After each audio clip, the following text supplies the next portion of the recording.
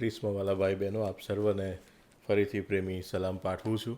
અને પાછલા દિવસોમાં આપણે જે યરુશાલેમ માતા અને ચર્ચ ઓફ ગોડ વિશે જે બાબતો જોઈ અને કેટલીક બાબતો એ બાકી રાખી હતી, કારણ કે એક સાથે બધી બાબતો સમાવી લેવી એક વિડીયોની અંદર એ શક્ય નહોતું. ઘણો લાંબો વિડીયો થઈ જાય અને એટલા માટે બીજી કેટલીક બાબતો એના સંદર્ભમાં આગળ આપણે આજે જોવાના છે. બહુ ઓછા સમયની અંદર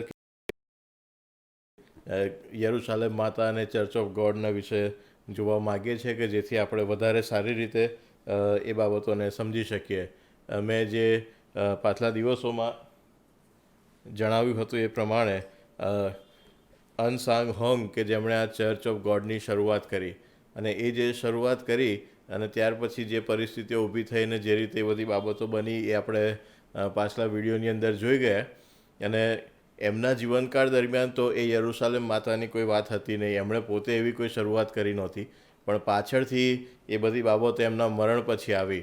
પણ એમના મરણ પછી એમને જ્યારે એમના અનુયાયીઓએ ખ્રિસ્ત તરીકે પ્રગટ કરવાનું શરૂ કર્યું અને એવું કહેવામાં આવ્યું કે આ બીજા ખ્રિસ્ત છે, બીજી વખત ખ્રિસ્ત પાછા આવ્યા અને ઈસુ ખ્રિસ્ત બીજી વખત પાછા આવ્યા. એ અનસાંગ હોંગના સ્વરૂપમાં આવ્યા કોરિયાની અંદર, અને એમણે એ ચર્ચ ઓફ ગોડની જે સ્થાપના કરી, કરન્થીની પત્રની અંદર અને ગલાતીના પત્રમાં વારંવાર જે ચર્ચ ઓફ ગોડ અથવા તો દેવની મંડળી એ શબ્દ આપણે વાંચીએ છીએ, અને એના આધારે એવું કહેવામાં આવે છે કે એ જે પ્રેરિતોના દ્વારા શરૂઆતમાં જે મંડળી સ્થાપવામાં આવી હતી સુવાર્તા પ્રચાર કરીને, એ દેવની મંડળી હતી.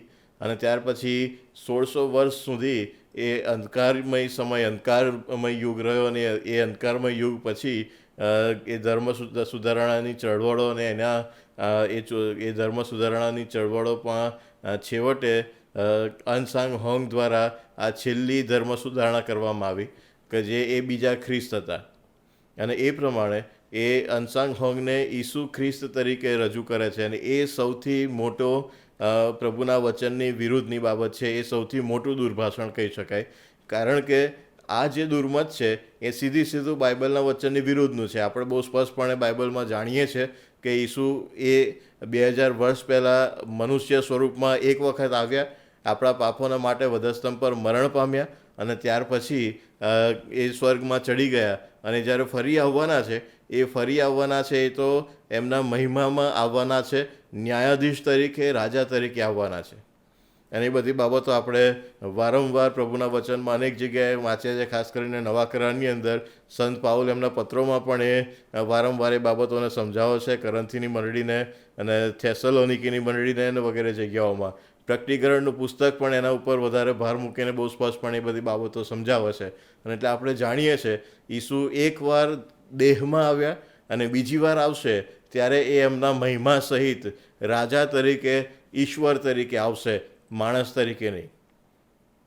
પણ આ અનસાંગ હોંગ છે, એમને જ્યારે ખ્રિસ્ત તરીકે રજૂ કરવામાં આવે છે ત્યારે એ જ સૌથી જ આપણે આપણા પગ એ જગ્યાએથી પાછા ખેંચી લેવા જોઈએ, કારણ કે દેવના વચનની સીધી વિરુદ્ધની બાબત છે. ત્યાર પછી આજે યરુશાલેમ માતાની શરૂઆત થઈ. એ ઈશ્વર પિતા છે તો ઈશ્વર માતા પણ હોવા જ જોઈએ. અને એ જે બાબત શરૂ થઈને એ લોકો જ્યારે શિક્ષણ આપે છે ત્યારે એવું કહે છે કે અનસાંગ હોંગે આજે ચર્ચ ઓફ ગોડની શરૂઆત કરી. એ પ્રેરિતોની મંડળીમાં જે ચર્ચ ઓફ ગોડ અથવા દેવની મંડળી હતી એને એમણે ફરીથી અહીંયા સ્થાપિત કરી. અને આટલા વર્ષોના અંધકારયુગ પછી આ ચર્ચ ઓફ ગોડ અથવા તો દેવની મંડળી એ ફરીથી સ્થાપન થઈ. અને આ મંડળી સિવાયની બીજી બધી જ મંડળીઓ એ જૂઠી છે અને ખોટી છે. અને એ લોકો એવું પણ કહે છે કે આ એક જ સાચી મંડળી છે કે જે સાચા અર્થમાં ઈશ્વરને ઓળખે છે, અને ઈશ્વર માતા કે જે આ છેલ્લા સમયમાં આપણી આગળ પ્રગટ થયા, એ પ્રભુના વચન પ્રમાણે કહે છે કે છેલ્લા સમયમાં પ્રગટ થયા. અને આગળ હું એ કેવી રીતે સમજાવે છે એ પણ કહું છું. પણ એ છેલ્લા સમયમાં પ્રગટ થયા અને એ આ ચર્ચ ઓફ ગોડ દ્વારા પ્રગટ કરવામાં આવ્યા. અને એટલા માટે એ એક જ સાચી મંડળી છે, અને એ સિવાયની બીજી બધી મંડળીઓ પૃથ્વી પર જે છે એ જૂઠી છે.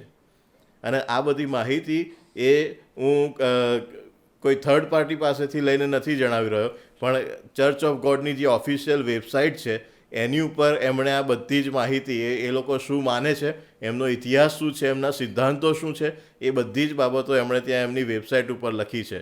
World mission society church of God, એમાં તમે એ તપાસ કરશો તો તમને એ બધી જ ડિટેલ એની અંદર મળશે.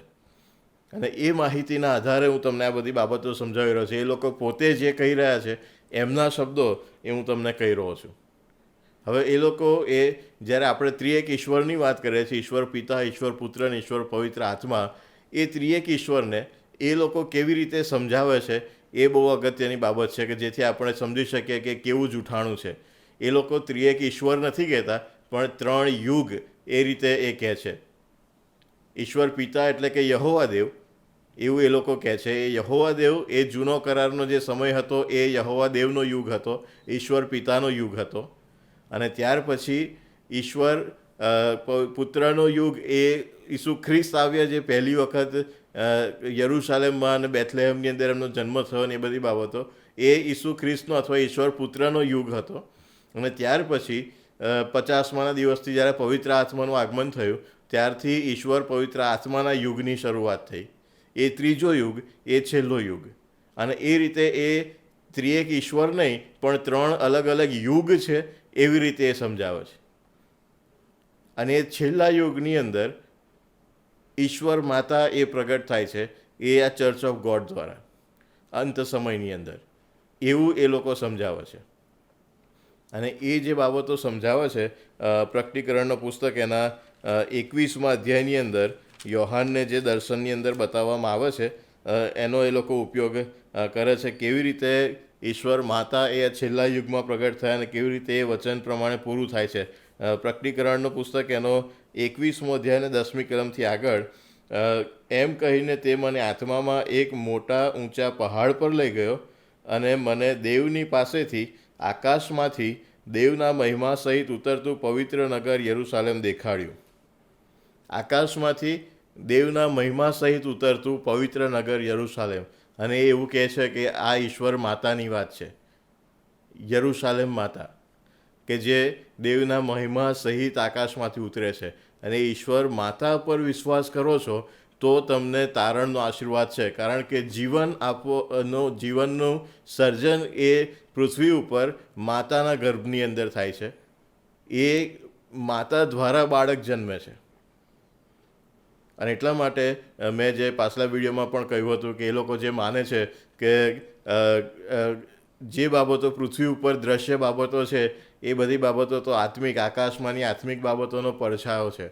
અને એટલા માટે પૃથ્વી ઉપર જો સ્ત્રી દ્વારા, માતા દ્વારા જ નવો જન્મ થઈ શકે છે, માણસોમાં જ નહીં પણ પશુઓ, પ્રાણીઓ, પક્ષીઓ બધાની અંદર, તો પછી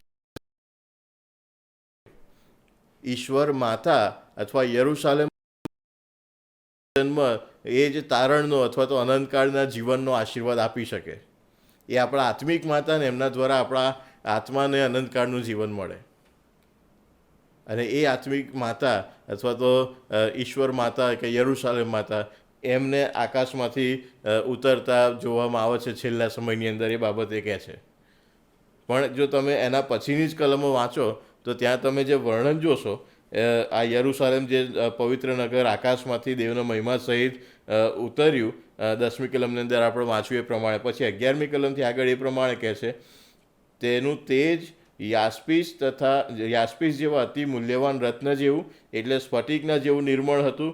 તેનો કોટ મોટો તથા ઊંચો હતો. તેને 12 દરવાજા હતા અને દરવાજા પાસે 12 દૂતો ઊભેલા હતા. અને વગેરે બાબતો ખાસી બધી આગળ લખવામાં આવી છે. એ નગરનું આખું વર્ણન કરવામાં આવ્યું છે. આ વર્ણન જોઈને તમને કોઈ પણ જગ્યાએ કોઈ માતાનું કે કોઈ સ્ત્રીનું વર્ણન કરવામાં આવ્યું હોય એવું ને જોવા નહીં મળે. આ એક આત્મિક નગરનું વર્ણન કરવામાં આવ્યું છે. દેવની કન્યાની વાત ત્યાં કરવામાં આવી છે અને એ બહુ સ્પષ્ટપણે દેખાઈ આવે છે. હવે એને એ લોકો યરૂશાલેમ માતા તરીકે રજૂ કરે છે કે આ ઈશ્વર માતા છે. જે રીતે ઈશ્વર પિતા એ પુરુષ છે, એમ ઈશ્વર માતા એ સ્ત્રી છે. પણ અહીંયા જે આખું વર્ણન આગળ છે એમાં તમને કોઈ પણ જગ્યાએ એ સ્ત્રીનું વર્ણન છે એવું દેખાઈ નહીં આવે.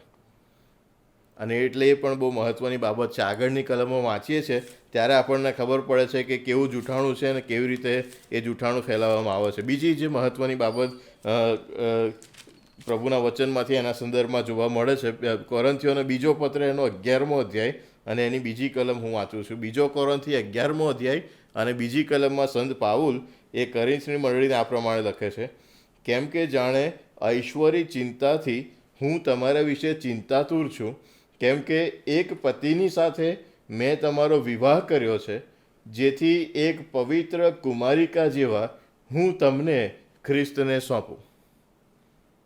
સંત પાઉલ બહુ સ્પષ્ટ શબ્દોની અંદર એક બાબતને સમજાવી રહ્યા છે.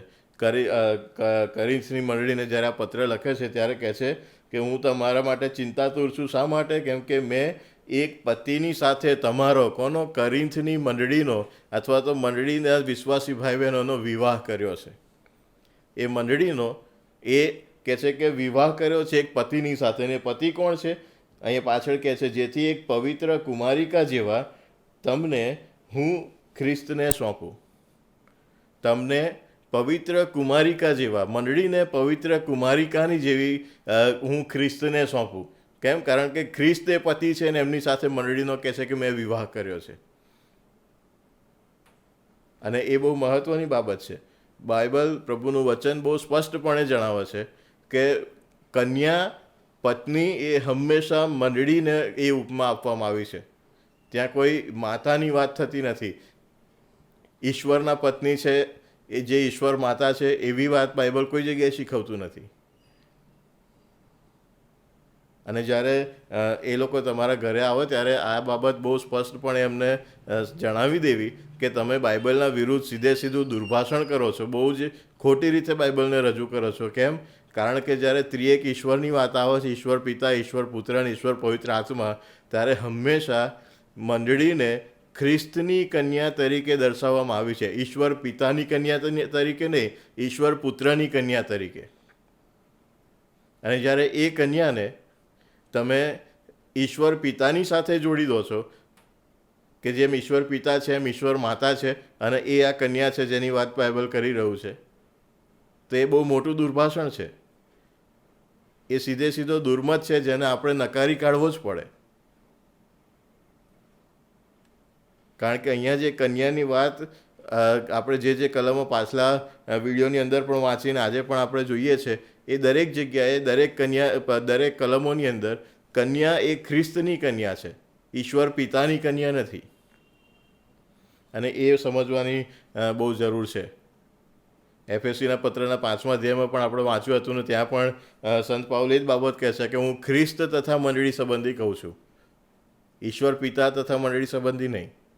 મંડળીનો વિવાહ એ ખ્રિસ્તની સાથે છે, મંડળીનું લગ્ન એ ખ્રિસ્તની સાથે છે. અને ત્યાર પછી એ પ્રકટીકરણ 22માં પણ જ્યારે એ બાબત આવે છે, આત્મા તથા કન્યા કહે છે, તે બંને કહે છે કે આવ. જે સાંભળે છે તે એમ કહે છે કે આવ, અને જે તરસ્યો હોય તે આવે, અને જે ચાહે તે જીવનનું પાણી મફત લે. અહીંયા આત્મા અને કન્યા એટલે કે આત્મા અને ખ્રિસ્તની કન્યા, મંડળી, એ બંને કહે છે કે આવ. આત્મા અને ઈશ્વર માતા એ એવું કહી રહ્યા છે કે આવ, એ કોઈ જગ્યાએ પ્રભુનું વચન શીખવતું નથી. અને એટલા માટે એ બધા જ કલમોના આધારે એ બાબત સમજવાની જરૂર છે. એ લોકો જ્યારે એવું કહે છે કે યહોવા દેવ એ ઈશ્વર પિતા અને એ જૂના કરારનો યુગ હતો, અને એ યુગ પૂરો થઈ ગયો, અને પછી ઈશ્વર પુત્રનો યુગ અને ઈશ્વર પવિત્ર આત્માનો યુગ જે અત્યારે આપણે એમાં જીવી રહ્યા છે, અને એના છેલ્લા સમયમાં ઈશ્વર માતાને ઈશ્વરે રજૂ કર્યા. ત્યારે એ બાબત બહુ સમજવાની જરૂર છે કે યહોવા દેવની જ્યારે વાત કરીએ છીએ ત્યારે યહોવા દેવ એટલે ફક્ત ઈશ્વર પિતાની વાત નથી આવતી. ઈશ્વર જે એમની ઓળખ આપે છે, જ્યારે મૂસાને એમણે ઓળખ આપી, હું જે છું તે છું, ત્યારે એ જ ઓળખનો ઉપયોગ યોહાનની સુવાર્તામાં ઈસુ ખ્રિસ્ત પોતાના માટે પણ કરે છે. અને આપણે બહુ સારી રીતે જાણીએ છીએ ઈસુ ખ્રિસ્તના 7 દાવાઓ, હું જગતની રોટલી છું, હું જગતનું અજવાળું છું, અને વગેરે બાબતો. અને દરેક જગ્યાએ જે હું છું એ યહોવા દેવ નિર્ગમનના પુસ્તકમાં જે બાબત રજૂ કરે છે એ જ ઈસુ ખ્રિસ્ત કરે છે બીજા અર્થમાં. અને એની સાથે સાથે પ્રભુ એ પણ કહે છે કે હું ને બાપ એક છીએ. અને એટલે કહેવાનો મતલબ એ કે જ્યારે આપણે યહોવા દેવની વાત કરીએ છીએ ત્યારે ઈશ્વર પિતાની વાત નથી કરતા, આપણે ત્રિએક ઈશ્વરની જ વાત કરીએ છીએ. યહોવા દેવ એટલે કોણ? ઈશ્વર પિતા, ઈશ્વર પુત્ર અને ઈશ્વર પવિત્ર આત્મા. યહોવા દેવ એટલે ફક્ત ઈશ્વર પિતા નહીં. અને એ બહુ સમજવાની બાબત છે. અને એ ત્રિએક ઈશ્વરના દ્વારા આપણને એ તારણનો આશીર્વાદ મળે છે. એ દરેકનો અલગ અલગ રોલ આપણને બાઇબલમાં જોવા મળે છે. ઈશ્વર પિતા તરીકે, ઈશ્વર પુત્ર તરીકે અને ઈશ્વર પવિત્ર આત્મા તરીકે. પણ એ ત્રણેય એકબીજાથી જુદા છે એનો અર્થ એવો નથી કે એ ત્રણેયને આખા અલગ જ છે અને યહોવા દેવ એટલે ફક્ત ઈશ્વર પિતા. એવી વાત ત્યાં નથી. પણ યોહાનની સુવાર્તાના 17મા અધ્યાયમાં જે ઈસુ ખ્રિસ્તની પ્રાર્થના છે એની અંદર એ અનંત જીવન કેવી રીતે મળે એ આપણને જોવા મળે છે. કારણ કે એમનો મૂળ જે શિક્ષણની શરૂઆત કરે છે, મેં તમને પહેલા વિડીયોની અંદર પણ એ બાબત કહી હતી તિમોથીના પત્રની અંદરથી, બીજો તિમોથી ના પત્રના 4થા અધ્યાયની અંદર, કે બીજા અધ્યાયની અંદર 4થી કલમમાં. તારણ એ મહત્ત્વનું છે ને તારણ તમને ત્યારે મળે જ્યારે તમે ઈશ્વર માતાને ઓળખો, યરુશાલેમ માતાને જાણો અને એ તમને જીવન આપે. કારણ કે જીવન એ ફક્ત મા તરફથી મળે છે, બાપ તરફથી નહીં. એવું એ શિક્ષણ આપે છે. અને ત્યારે યોહાનની સુવાર્તાના 17મા અધ્યાયની અંદર ઈસુ ખ્રિસ્ત એ જે પ્રાર્થના કરે છે એની અંદર એ પ્રમાણે કહે છે, 3જી કલમ, અનંત જીવન એ છે કે તેઓ તને એકલા ખરા દેવને, કોને? ઈશ્વર પિતાને, અને ઈસુ ખ્રિસ્ત એટલે કે ઈશ્વર પુત્ર જેને તે મોકલ્યો છે તેને ઓળખે, નહીં કે ઈશ્વર માતાને. અનંત જીવનનો આશીર્વાદ, તારણનો આશીર્વાદ એ ઈશ્વરને ઓળખવાથી છે, બાઇબલના ઈશ્વરને. એમાં ઈશ્વર માતાની વાત કોઈ જગ્યાએ નથી આવતી. ત્યાં બહુ સ્પષ્ટ એ પ્રાર્થનામાં પ્રભુ કહે છે કે તને એકલા ખરા દેવને તથા ઈસુ ખ્રિસ્ત જેને તે મોકલ્યો છે તેને ઓળખે. એ અનંત જીવન છે. અને એટલા માટે જ્યારે અનંત જીવનના નામે તમારી પાસે આવે ને પછી આ બધી કલમોનો દુરુપયોગ કરીને એને ખોટી રીતે તમારી આગળ રજૂ કરી અને ઈશ્વર માતાને પ્રગટ કરે, ત્યારે વાલા ભાઈ બહેનો, એ બધી બાબતોમાં તમે ફસાઈ ના જશો. એ બધી બાબતોને તમે નકારી કાઢો, એમાંથી બહાર આવો. અને બીજા ભાઈ બહેનો જો તમને જાણવાને જોવા મળે છે કે જેઓ એમાં ફસાયા છે, તો એમને પણ એ બધી બાબતોમાંથી બહાર આવવાને માટે મદદ કરજો, કે જેથી એ સાચા ઈશ્વરને, ખરા દેવને અને એમના એકના એક દીકરા ઈસુ ખ્રિસ્તને એ લોકો ઓળખી શકે અને અનંત જીવનનો આશીર્વાદ પામી શકે. યોહાન 3:16 બધાને મોઢે આવડે છે અને આપણે બધા એને વારંવાર બોલીએ છીએ. ત્યાં ઈશ્વર માતાથી અનંત જીવનની કે તારણની ખાતરી મળે છે એવું નથી. દેવે જગત પર એટલી પ્રીતિ કરી કે તેમણે પોતાનો એકાકી જનિત દીકરો આપ્યો. એ સારું કે જે કોઈ તેમના પર વિશ્વાસ કરે તેનો નાશ ન થાય પણ તે અનંત જીવન પામે. ઈશ્વર પિતા અને ઈશ્વર માતા પર વિશ્વાસ કરે ને એ માતા દ્વારા જીવનનો આશીર્વાદ મળે, એવી બાબત પ્રભુનું વચન કોઈ જગ્યાએ શીખવતું નથી.